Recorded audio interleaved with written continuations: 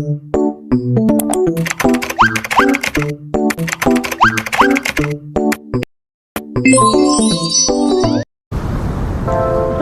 everyone!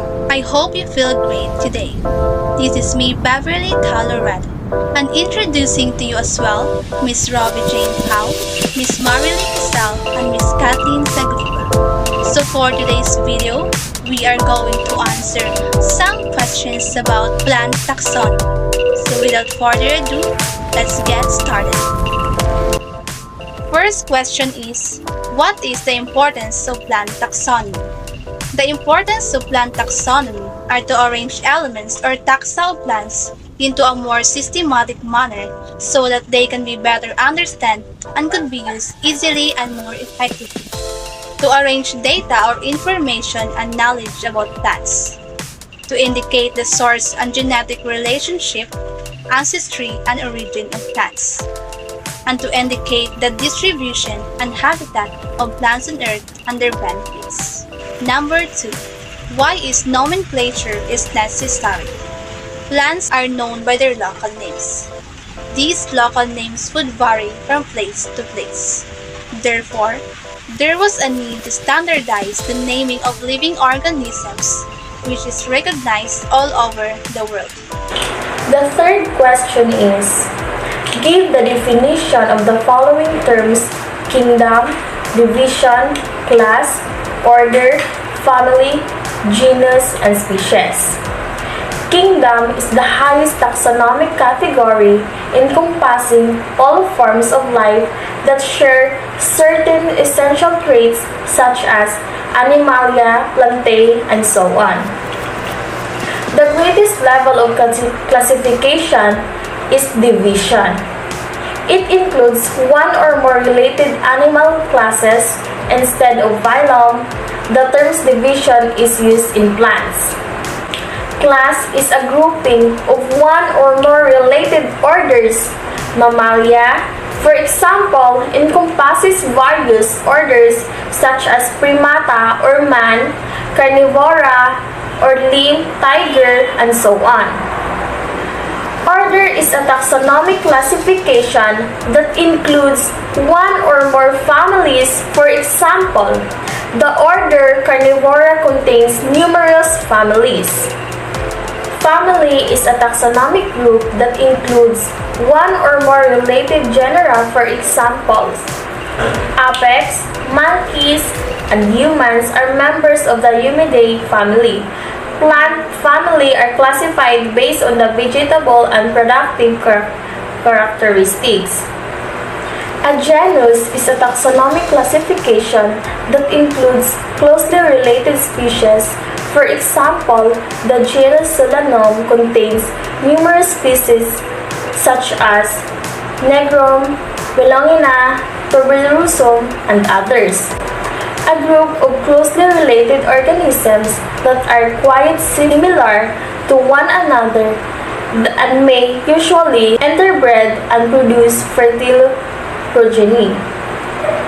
The species is the fundamental taxonomic category ranking below a genus or subgenus. Quizzle merrily, assigned by question number 4, next to Miss Kathleen Zagliba. Question number 4. In your own words, explain the different taxonomy classification systems, which are the artificial system, mechanical system, natural system, and the phylogenetic system. So what are they? Artificial system. This system is the first system or earliest system dominance on 300 BC to AD 1500, which based on the few or one observable characters of a plant such as growth habits and uses.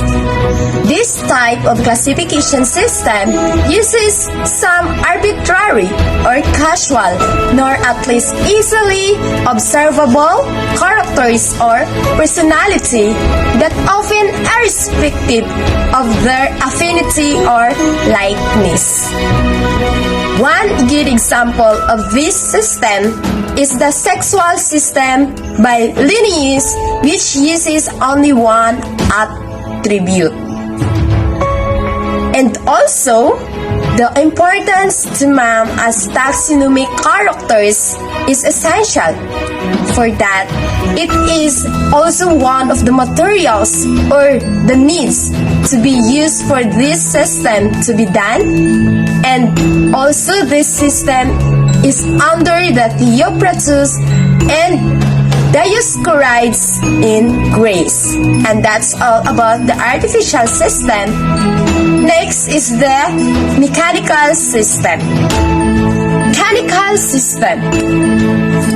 This system refers to a system uses one or a few selected taxonomic characters to group taxa of a plants. The example system of Cisalpino, Bauhin, Ray, Chanfort, and Linnaeus. And this system is also formed on habits. Together, organs of identification includes position, lucio, number, and seed number. And that's my explanation about mechanical system. Next is the natural system. The natural system deals to the classification system which based upon overall resemblances or on many characteristics. It is mostly in gross morphology, therefore serving as many taxonomic characters as possible to group taxa.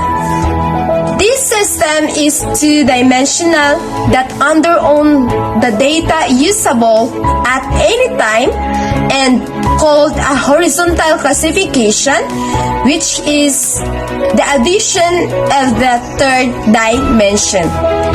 And that's the natural system. Next, the last is the phylogenetic system. Phylogenetic system. This system is based on many characteristics as the basis of natural system, but the difference for this is that phylogenetic system is with an evolutionary interpretations.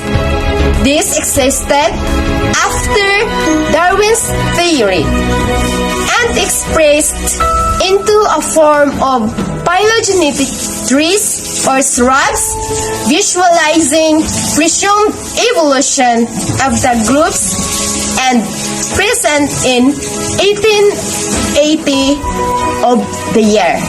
And that's all about the phylogenetic system.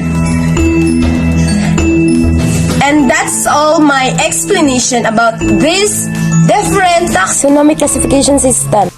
Good day, everyone, especially to you, Ma'am Joyce. I am Ruby Jane S. Pao from Barangay Nagbalayo, Santa Catalina Negros, Oriental. Number 5, enumerate and discuss the different taxonomic characteristics. So the different taxonomic characteristics are morphology, anatomy, palynology, cytology, and chemical and molecular. First is morphology. So when we say morphology, it is the study of size, shape, and sculpture of animal, plants, and microorganisms, and of the relationships of the constituent parts comprised by the bodies. Originally concerned the roots, stems, leaves, and flower, focuses on plant growth habit, leaf arrangement and shape, fruit characteristics, or in a general aspects of biological form and arrangement of the parts of a plant or animal. Next is anatomy. So anatomy is the study of biological structure but usually suggests study of the details of other gross or microscopic structure. Anatomy is of restricted value for distinguishing species as groups of less than species rank because the difference between them are usually quantitative rather than qualitative. This is formed the backbone of taxonomy.